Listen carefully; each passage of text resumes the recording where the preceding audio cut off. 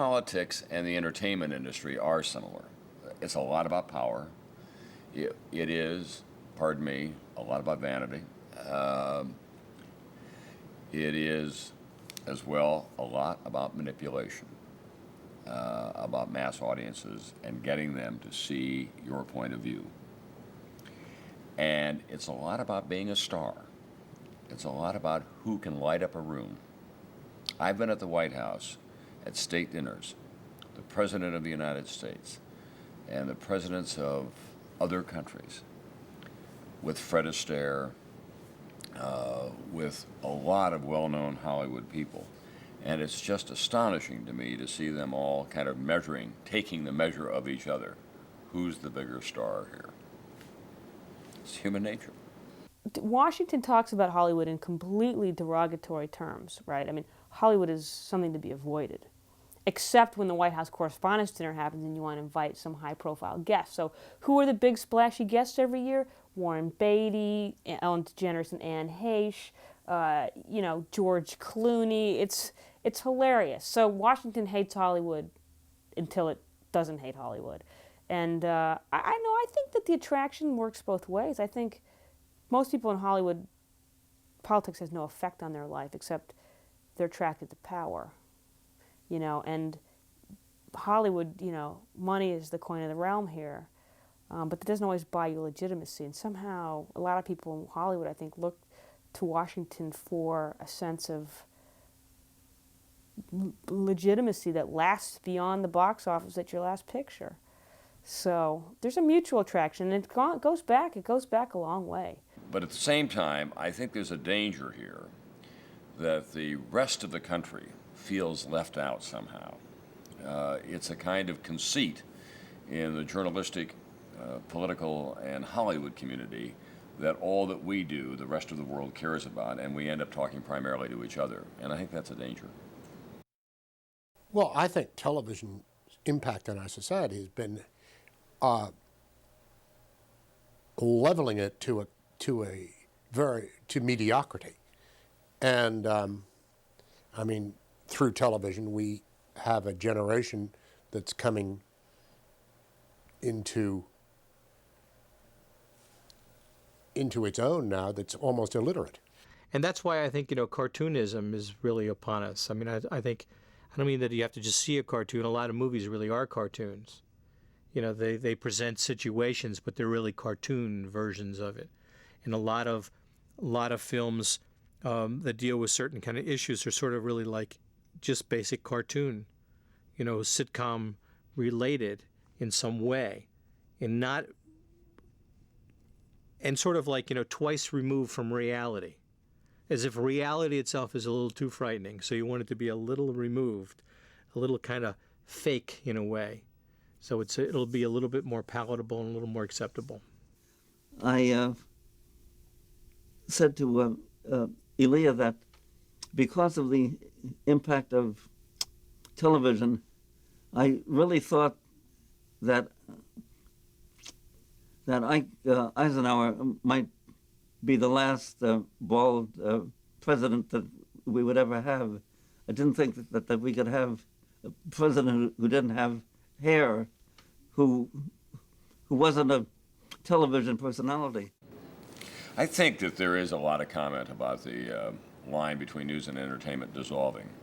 But the fact of the matter is it was always a blurred line. You go back to the early days of newspaper in this century, in this country, Hearst was one of the great showmen of our time. He sold newspapers with a composition of the front page.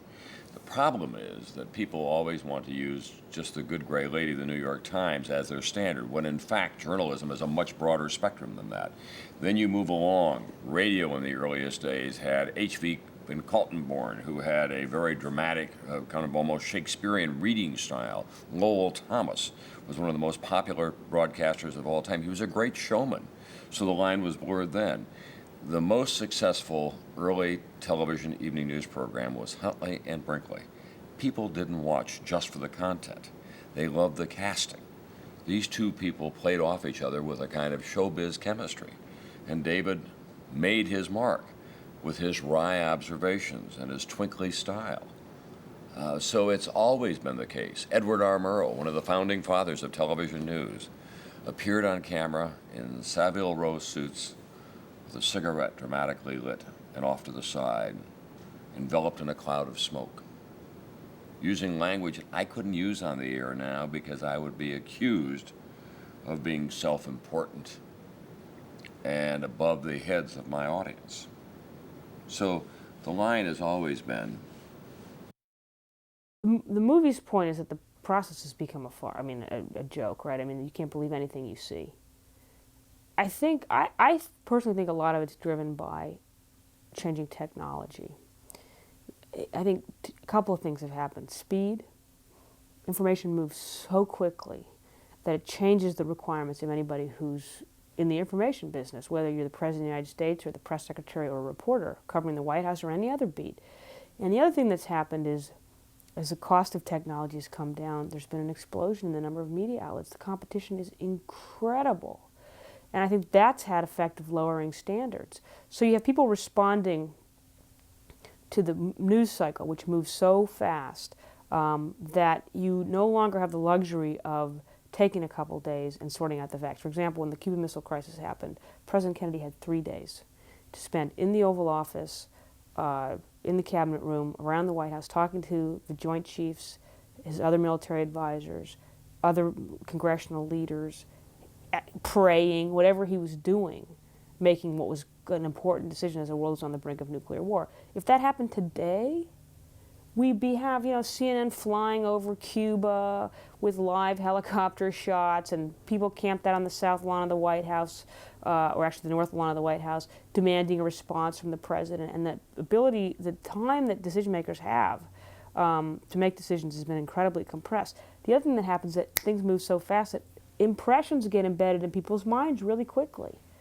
When a story breaks, boom, you have really one shot to get into that opening shot when the story gets out, or you can lose control of it forever.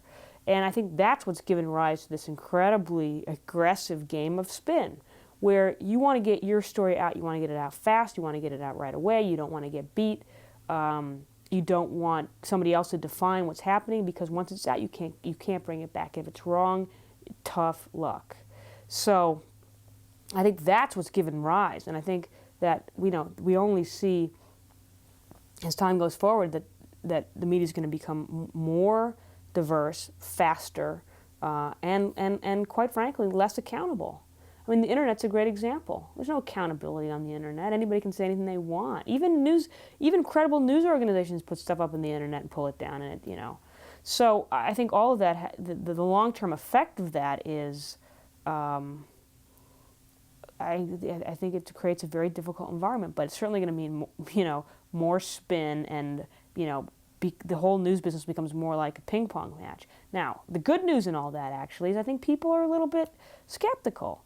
They don't believe everything they see on TV. They don't believe everything they read on the internet. They don't believe everything they read in the newspaper, and that's pretty healthy given the reality. I mean, they're pretty smart consumers of information. I think, I think they'll become increasingly sophisticated as time goes on. So as opposed to becoming completely gullible and being able to be led around, I think they're just becoming more jaded, which is unfortunate, but they're not sheep. They're going to go off the edge of the cliff. And anybody who thinks they are is going to lose the game, because they're smarter than that. And I'll do the same in his great name. And you have... We only have certain visual images of the Gulf War.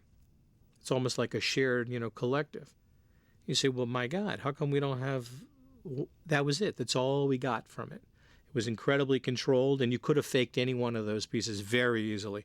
The way they show, the building and whatever. You could fake all of that. And that, in a sense, was one of the things when David, Mam, and I were discussing this project, is how much you can fake. And by the time, if you find out it's like true, doesn't matter. We're onto something else. So the possibilities of faking images for whatever purpose is certainly possible. Will it happen? To what extent will it happen? That's the basis of WAG. Good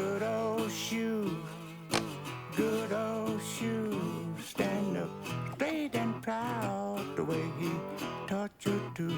And you might even get to heaven with a soul like that good old shoe. Television has changed a lot in American politics, but you know what? Television's a reality.